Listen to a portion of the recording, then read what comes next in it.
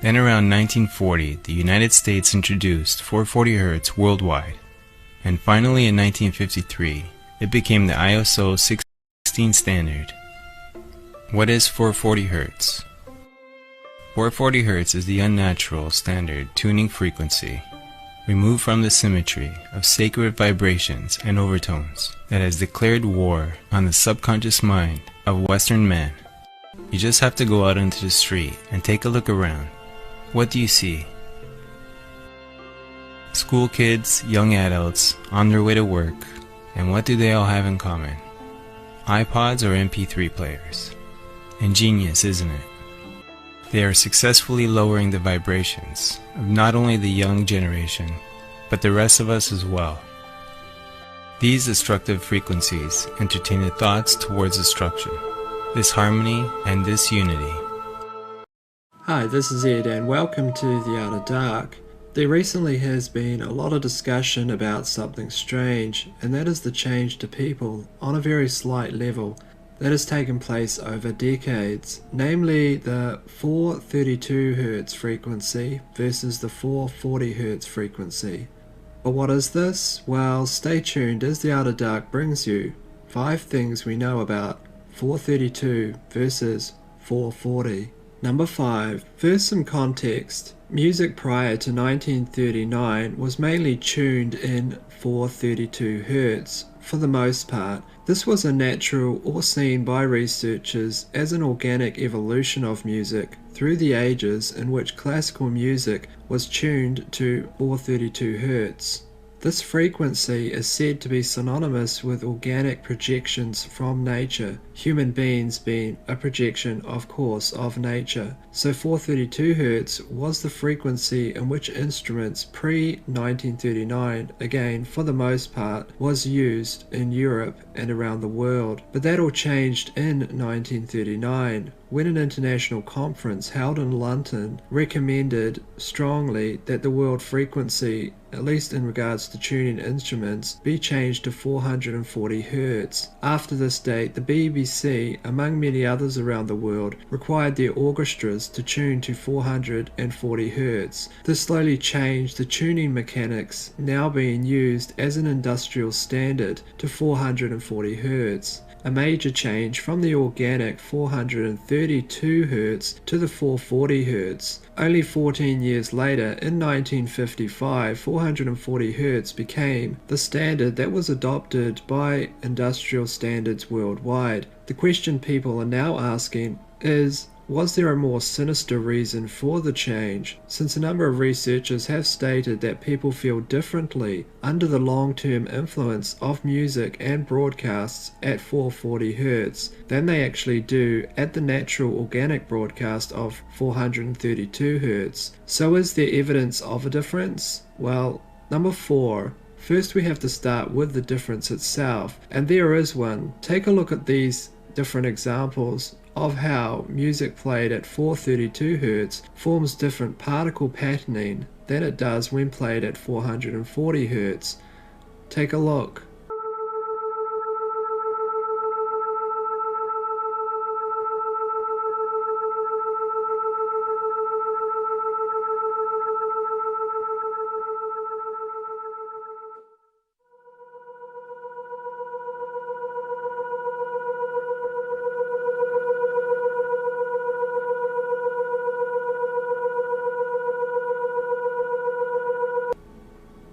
Now this is a widely known phenomenon in regards to sound and how it affects particles, but at least here we can see a difference between the two frequencies. As noted, 432 Hz appears less broken, more symmetrical, while the frequency at 440 Hz seems more broken and more distorted. The effects this would have on the human being over a long period of time is of course unknown, but if we use logic and scientific principle, we can note that because there is a measurable change and a visual one, that there must be indeed a change to humans. After all, humans are physical creatures whose physiology affects their overall psychological well-being. The only question is how much does this affect a human? Does it come down to a difference in small thoughts leading a response to information in a subtle, almost immeasurable way?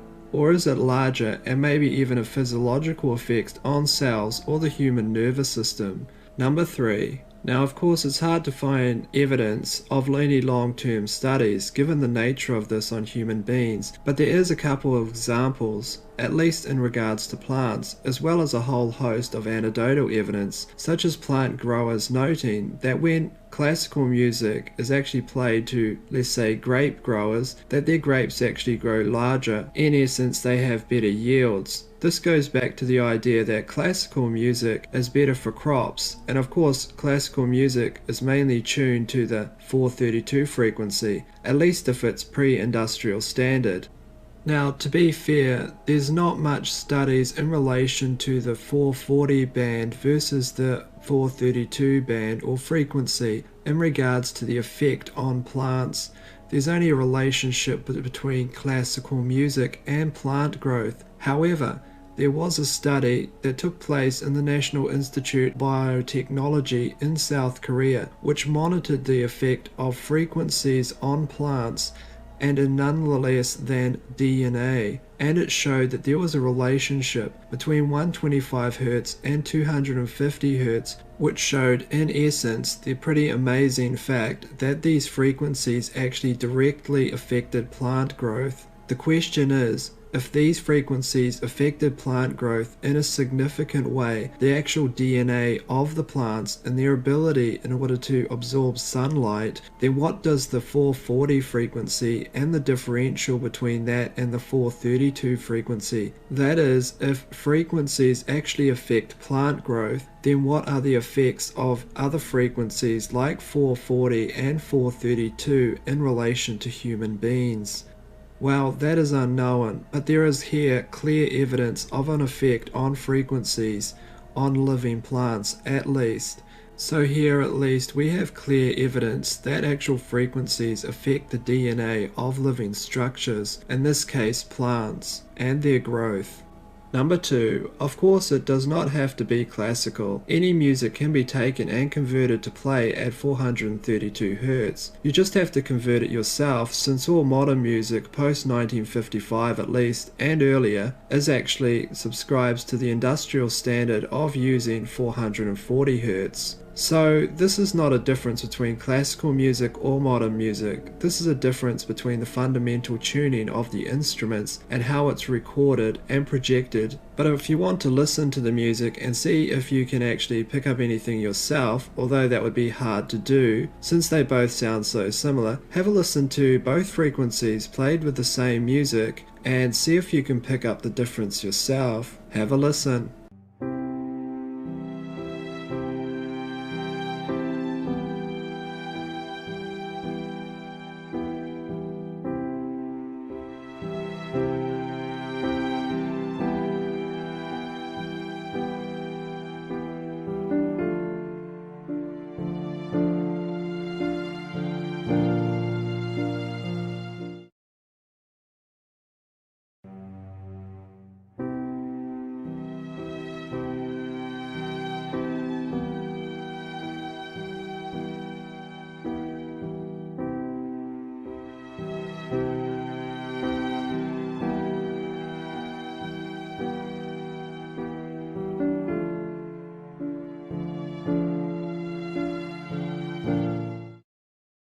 One of the most interesting things to consider is if there's a frequency effect within sand particles, what does that have to do with water? Because of course the human body is made up of 70% or more of in fact water. So would this effect have an actual change within the physiology itself if the frequency has such a different change within water itself? Well, here is one experiment that someone performed. Take a look.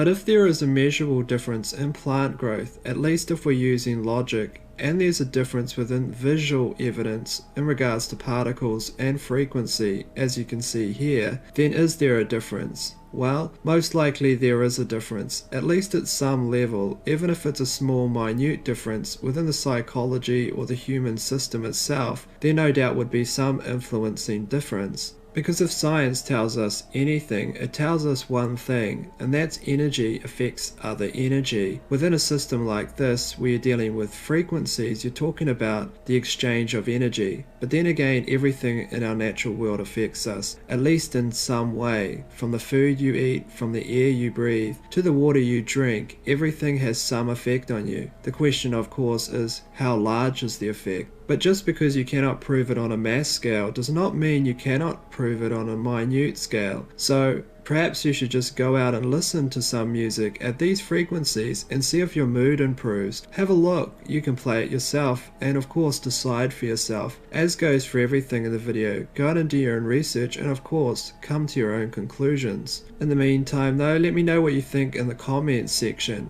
Maybe have a listen to the music and tell me your effects as well as others, and give the video a thumbs up if you did like it. That would of course help me out a lot. And in the meantime, this is Ed from the Outer Dark, and take care, and I'll see you guys later.